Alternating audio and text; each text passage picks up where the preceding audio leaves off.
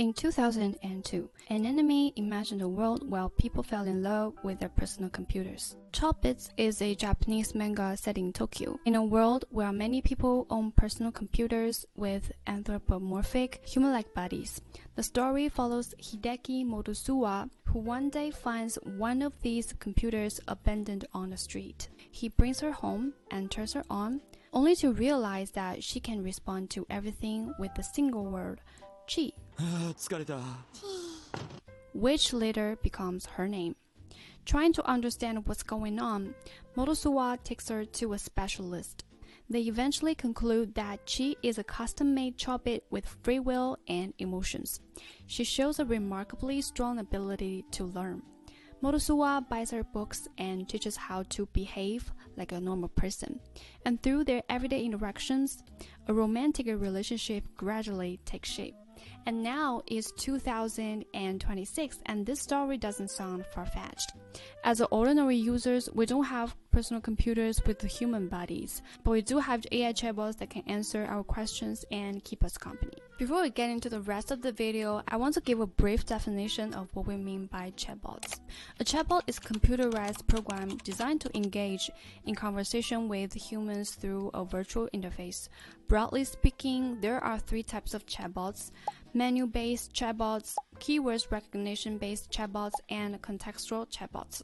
AI chatbots fall into the last category. They rely on machine learning and artificial intelligence technologies, such as voice recognition and speech-to-text systems, to interpret users' intentions and sentiments, and then generate responses by identifying patterns in large datasets. There are four types of AI chatbots products currently on the market, according to 36KR.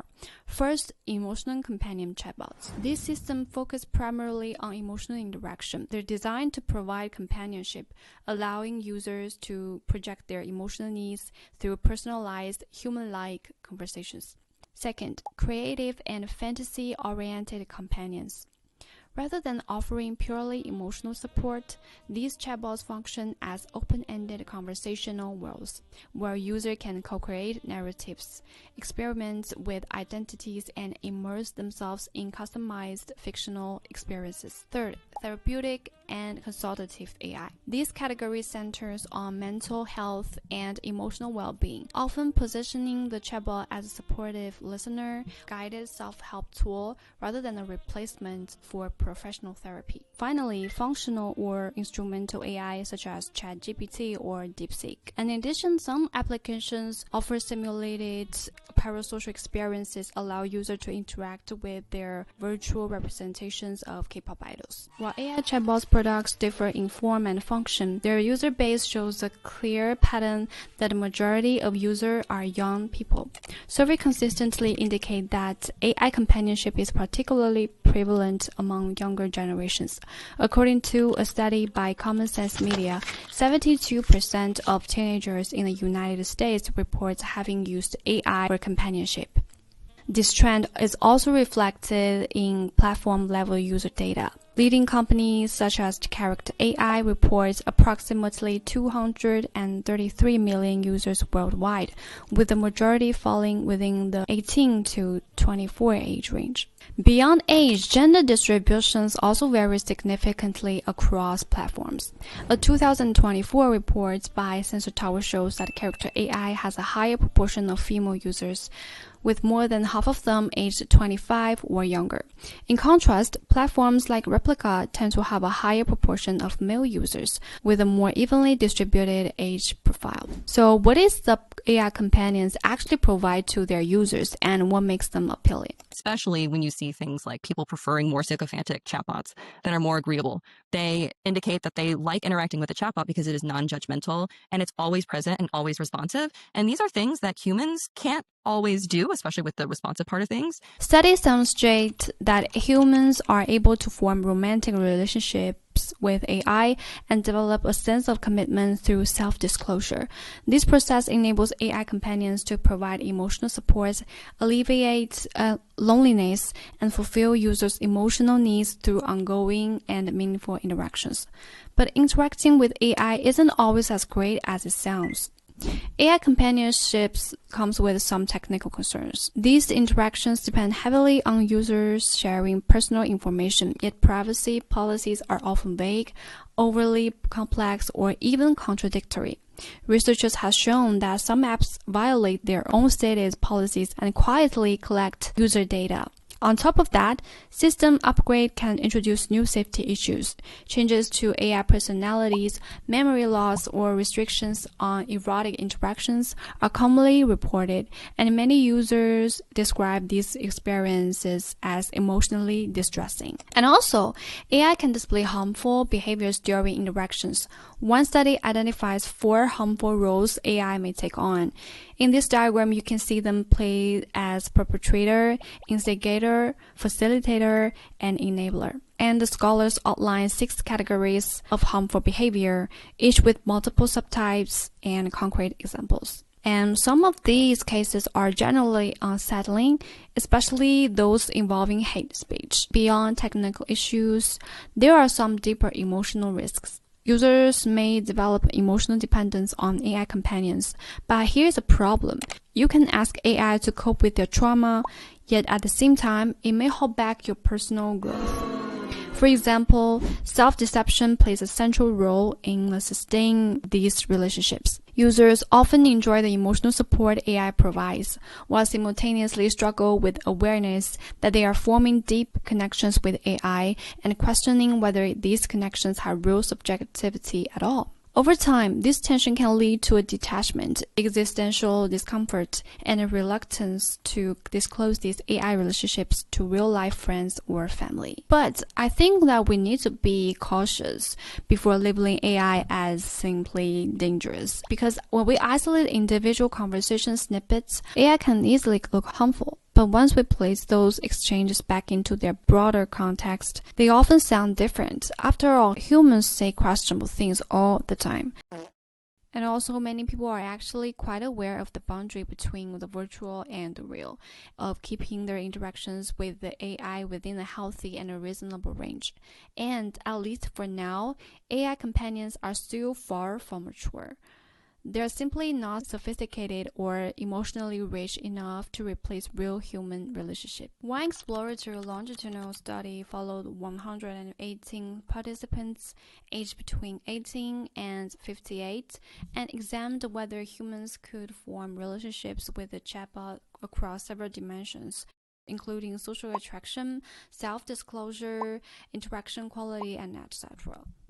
At the conclusion of the study, the participants pointed out that chatbot interactions lack shared experiences and continuity. The chatbot was unable to meaningfully refer back to earlier conversations. Some users even admitted that they had expected a bit too much from the chatbot and felt that without a personal history or narrative, there simply wasn't much depth to the interactions.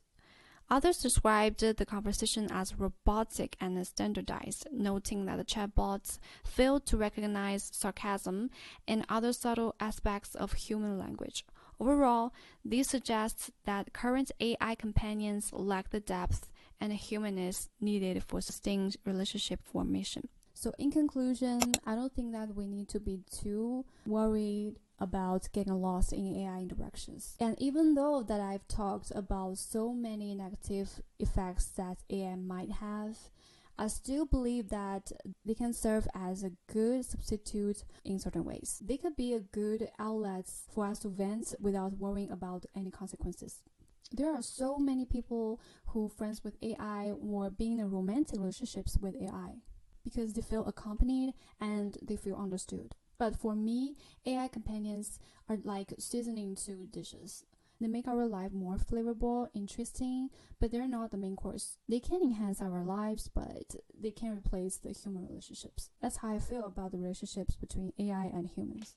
At the same time, I'm questioning the commodification of human emotion in paid AI companionship.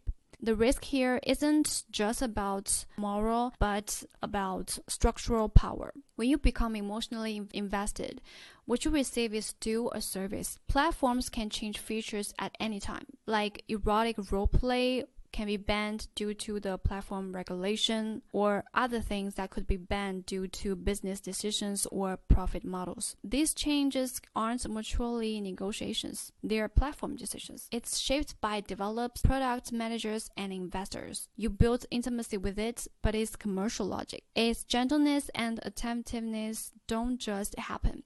They're part of user retention design. The more you pay to unlock the features, the more dependent you become. That doesn't mean manipulation will happen, but the structure allows for it. The issue is that when emotional relationships become upgradable, payable, and removable services, they stop being equal relationships. They become platform-controlled attachments.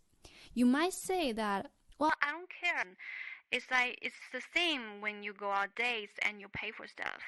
I want emotional value and I'm willing to pay for it. Yes, I know that it is just so virtual, but why can't it be a substitute? Here's the difference.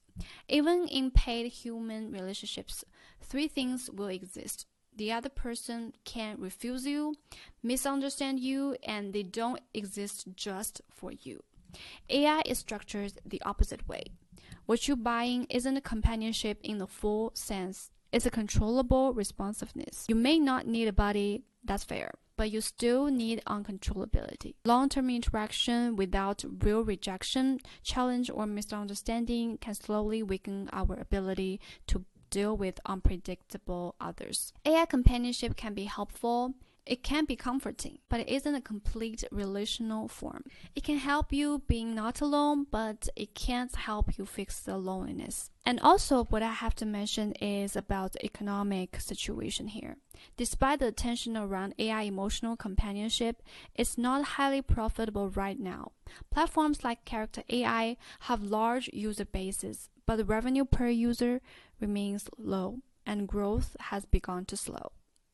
At the same time, marketing spending is high and technology limitations, especially around memory and consistency, still make it difficult to sustain deep, long-term engagement.